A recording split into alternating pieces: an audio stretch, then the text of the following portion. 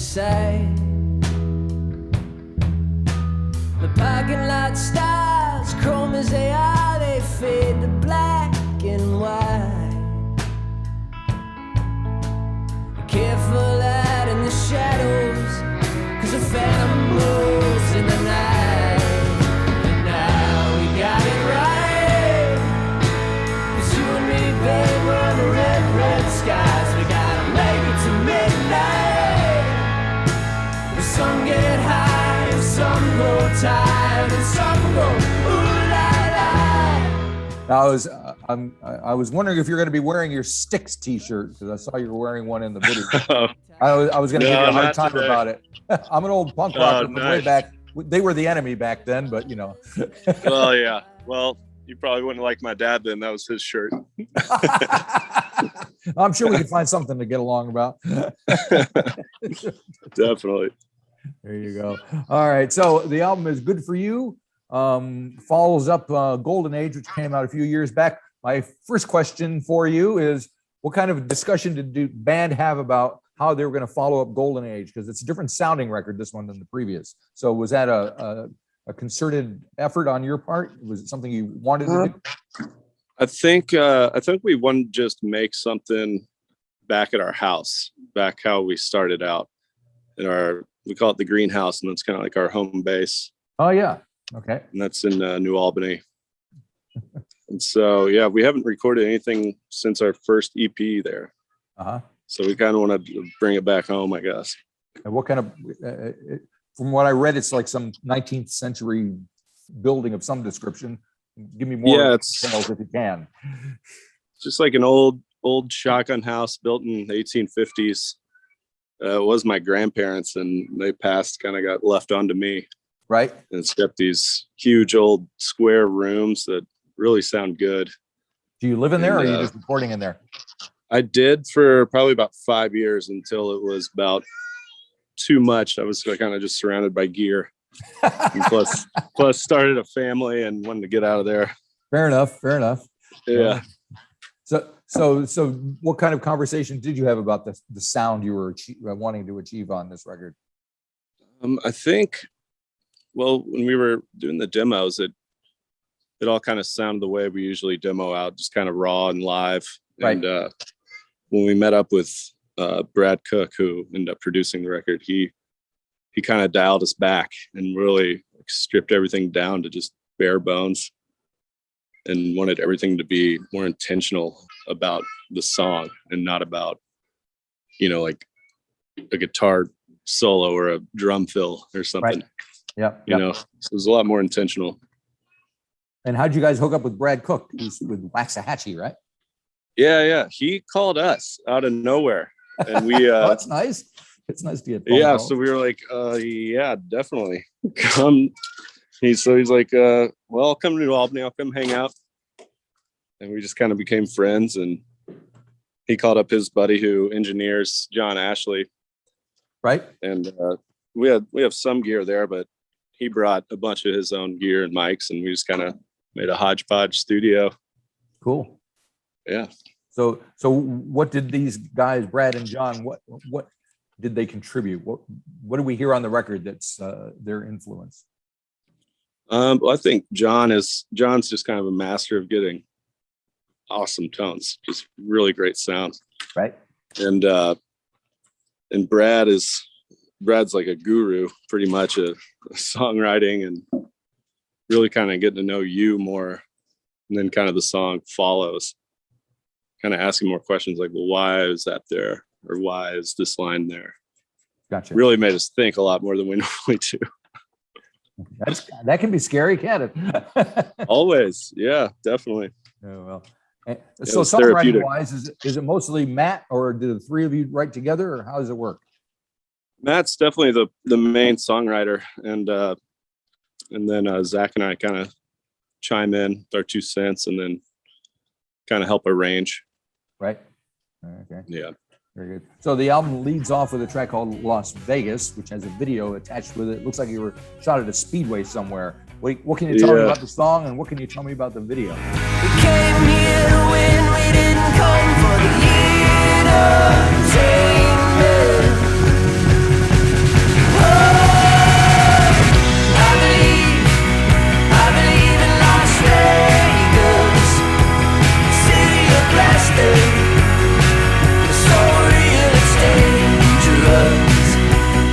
Well, that song was just a fun one. That just kind of came together in like 20 minutes.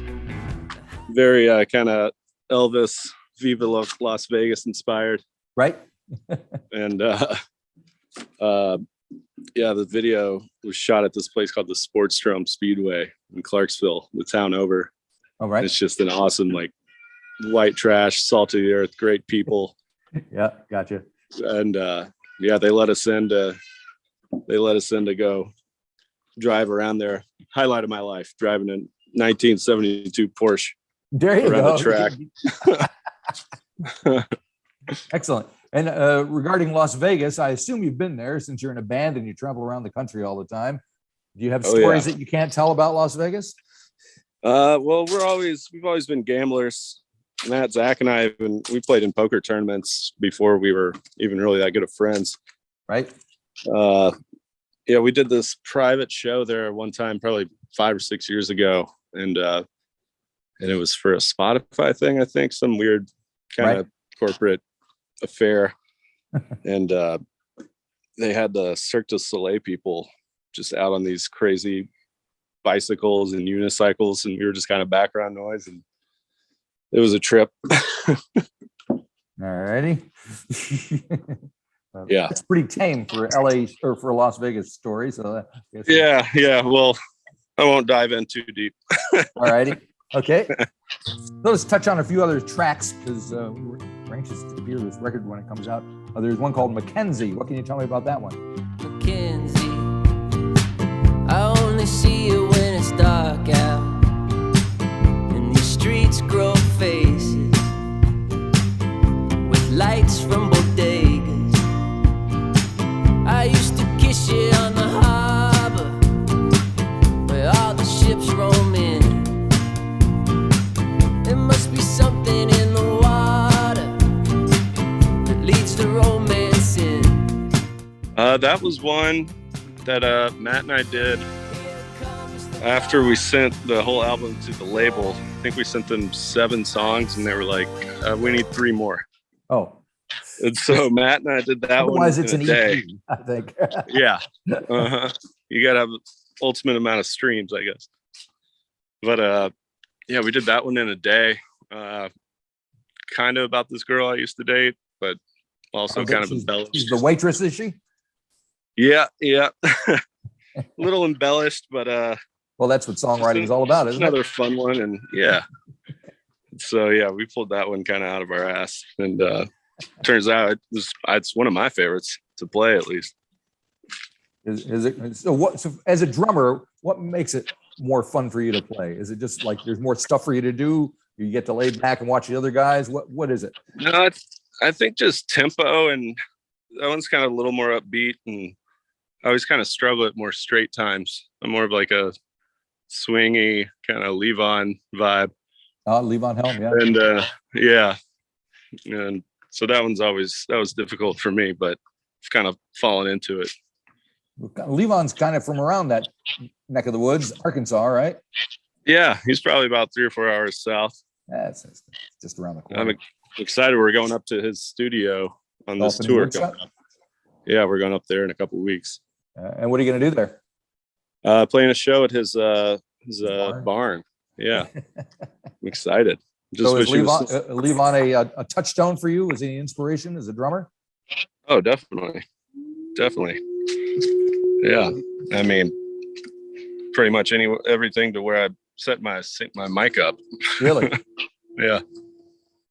And are you able to sing and drum at the same time? Oh yeah. I can't imagine being able to do all that. Yeah, it's just one of those things. Just it's natural, I guess. And there's another track called Jackson. I was hoping you could fill me in on some of the insights behind that one. That's when the stardust struck before the lights went out. One more night in Jackson, and one more kiss right now. Yeah, that was just kind of a fun one too. Just kind of put that together. But I think that I guess it's the last or the bridge verse. I think it hits home pretty heavy. The about being disposable and everything Right. can be replaced. Right. I thought Matt hit the nail on the head with that one. So when the lyrics get a little more serious, do you guys talk about what you want to present as a group lyrically? I don't. Well, we usually leave that to Matt. And sorry, my wife just got home. Oh, that's all right. We don't. Yeah, usually leave that to Matt, and he's usually spot on the head, or we'll come up with just a few words here and there, and he might change something around or not. Yeah, I noticed that Ride or Die kind of is piano based rather than drums, guitars, and whatever, and it has a very stately feel about it. Past dimensions, they're throwing plastic, wasted hairbands of snapped elastic. Whoa, baby, ride or die, we're going nowhere. Definitely, yeah. That was another one we did, just Matt and I, where they needed more songs, so we did that one. More songs. needed more songs. That one was without Brad and John, but and then we hit up our guy Sean Giddings, who played piano on the record. Right. We played him that song and told him the key and the BPM, and he sent that over, and we were like, gold, made the song. Sounds like he got the message, got the gist. Yeah, that guy did all the piano on the record in about 5 hours. Really? He came in, listened to each song, took a couple notes. All right, I'm ready. Hit record. Flew through them. Legend. That's what you want. That's what you want. That's awesome. And so in general, what is the vibe like in the studio when you guys are working together? Are you joking around? Is it very serious? Does it go quick, or are you guys meticulous? This one was probably the most thoughtful that we've done. Usually it's all pretty chill. Right. And lackadaisical but yeah, I think this one we kind of dove in a little deeper, especially with Brad, because he really makes you think. Right.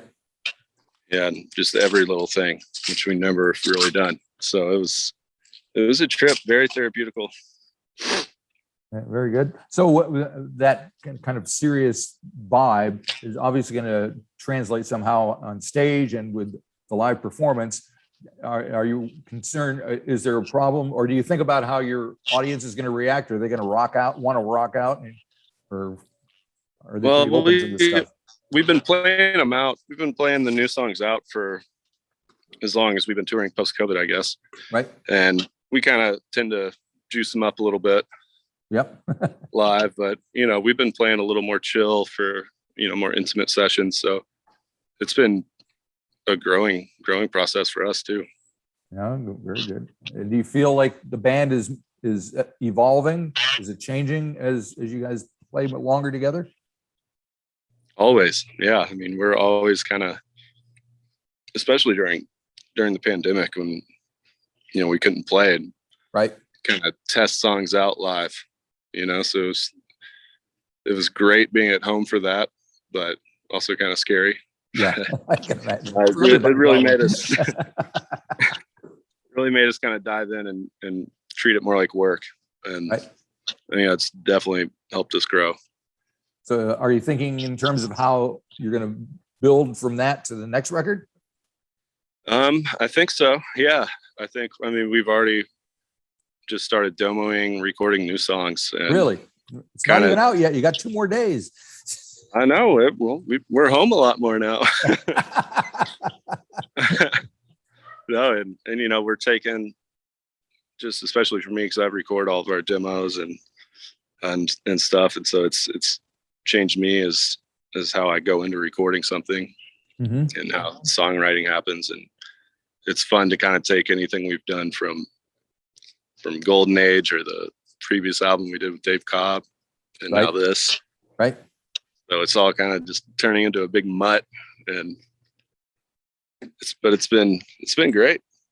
Yeah, I mean, you must learn stuff and take stuff from working with all these different people, bringing them in and kind of moving on. So that's my favorite part. Very good, very good. Excellent. And is the record, are you releasing it on vinyl as well? Yeah. Yeah. My mom just sent me a photo. She just got hers in the mail today, the pre-order one. Does she have a turntable? Oh yeah, they got one. Do you have one? Oh yeah. I see you got one. I got I got a few records around it. I got carried away. Hey, I love it. What kind of speakers are those back there? Oh, they're called Guns. They're a New Zealand brand because we have bands come up here and play. So this is kind of our PA speakers. Oh, and nice. They're vintage, like 1969. Oh, they're very sexy. Sweet, man. Nice and warm, you know. So. A guy who was playing saxophone with us for a couple of years just moved to New Zealand. Oh, where about in Auckland, or do you know where he lived? I'm not sure exactly where he went. His dad, he has dual citizenship. His dad's from over there. Right. Yeah, I see him over there. He's always mountain biking around. Right. So I see you guys on my Instagram feed every day. Oh, great. That's fantastic. Yeah, because you know how like there's 6 degrees of separation. Like we in New Zealand, it's 2 degrees of separation. Everybody knows everybody. It's just like that kind of place, you know. So I probably already had it. How long have you been over there? Since '94. Oh wow. So yeah, so it's been a while, but the accent's not going anywhere. Yeah, you can't take that New York away. Nope, that's a fact. But that's all right. Something to talk about in the bar, you know. For sure. Very good. Well, it looks like you guys are having a good time, and I hope you do more than just have dinner on the 5th. But you know, I'm sure we'll have some celebratory drinks. Good on you. Couple. And come on down here and play for us when you can, because we're kind of locked down at the moment, but we're loosening up. So I would love to. Yeah, love to get back there. Love to hear you, because I think this stuff sounds like it would be great live and listening to with a lot of other people like-minded. So I would love it. All righty. Well, thanks you. And thank you. We'll see you later. All right. All right. Pleasure chatting with you. Yeah, you too. Bye.